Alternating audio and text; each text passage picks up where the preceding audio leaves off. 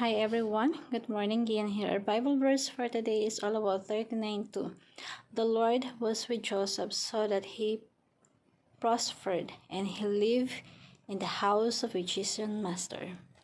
So, yung Bible verse po natin is patungkol pa rin po dun sa presence of God sa buhay natin. So, God present in the midst of adversity. Lahat yung tipong kalaban mo na parang kahit anong daanan mo, parang lahat against sa'yo. Parang kang lumalangoy sa ilog na against yung agos ng tubig sa'yo.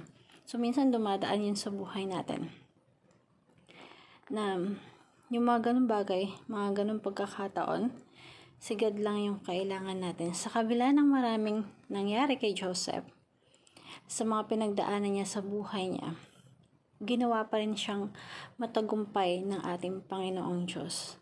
Kasi kasama niya yung Diyos sa buhay niya. In the midst of adversity, kahit ganun yung nangyari sa buhay niya, sinamahan pa rin siya ng Diyos at minake sure ng Diyos na maging matagumpay siya. God is all we need for us to be flourish and prosper in life.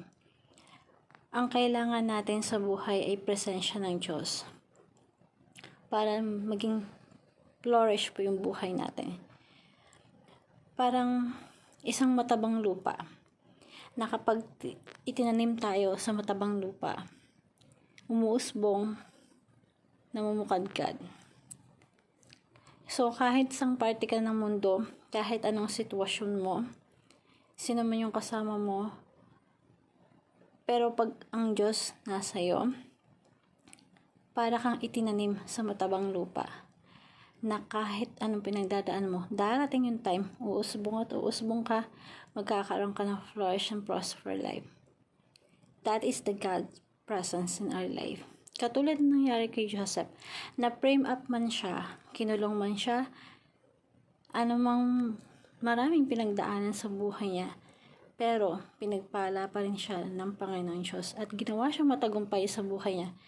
God's presence is all we need, turns the negative into positive, na kahit anong sitwasyon ang nangyayari sa buhay natin, sa buhay mo ngayon, darating yung time, kapag si God nasa iyo, maging flourish ka.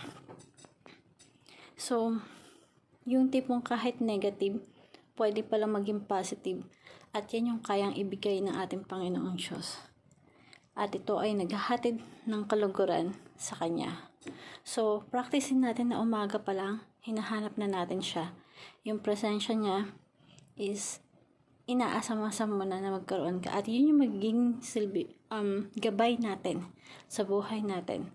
So, kahit sang lupalop ka man ng lugar, kahit anong mundong ginagalawan mo, sang lugar ka man, sino kasama mo, kapag si God nasa iyo at sinamahan ka niya, mabubuhay ka at papaboran ka niya. So, dapat andun yung sa pagdarasal mo, lagi mong hingiin yung gabay ng ating Panginoong Diyos na nakikipag-fellowship ka sa Kanya at hinihingi mo yung presensya niya sa buhay mo.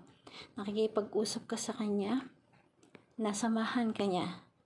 Seek God's presence to become victorious in life. Seek God's guidance. Hanapin mo yung gabay niya sa buhay mo.